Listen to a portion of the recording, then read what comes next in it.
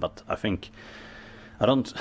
If you take Conti Cup as an example, and with the regulations around it and the format of it, I don't think, or actually I do think it's a tournament that other countries look at and just say like, that's not how we should run a tournament. I think there is a lot of room for improvement in that, in ensuring a better competition. Probably something that needs looking at. You said in your first answer that there were problems with the Conti Cup. I was wondering what you would like to see fixed with the competition.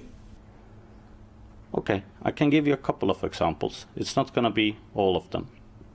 I think how you use the suspensions between the league and the Conti Cup is an absolute joke.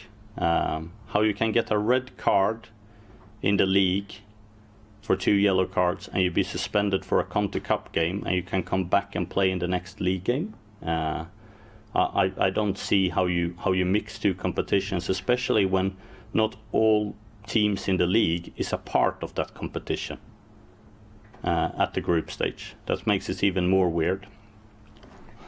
I think when you look at any competition, what you would like to have is clear rules.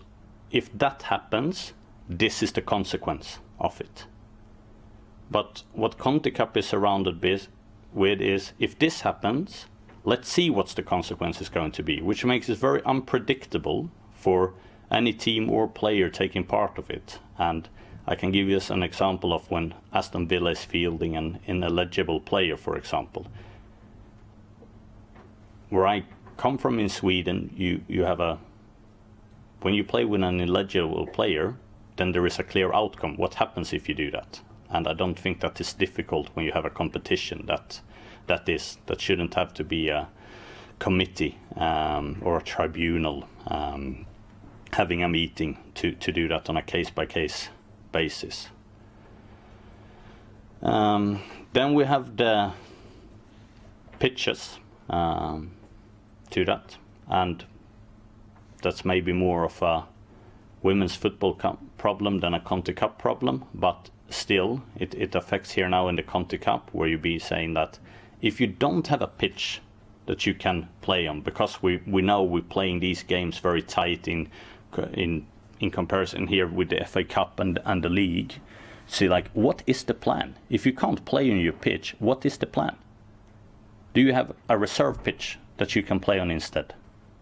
Can we move the game to somewhere else? Or in this case here, no one knows what's going to happen when we can't play on the original pitch, which makes it really complicated, because now we have to move the game onto a different period where we have less availability on players that we had the week before, because there is a Gold Cup. So now we move a game that was before the release period of the Gold Cup inside the release period of the Gold Cup. And everyone is obviously very fine with that, because that's how we do things. But me, if I'm looking at it from a competition perspective, think there is room for improvement. And I don't think it needs to be like that.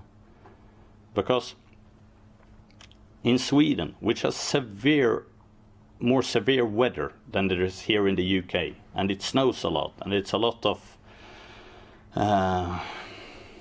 tough weather conditions, games very, very, very rarely gets cancelled. And if they do get cancelled, you play them the day after on the pitch, or you move it to the reserve pitch to be able to do that. And I don't get this, why we can play the game where it's supposed to be played.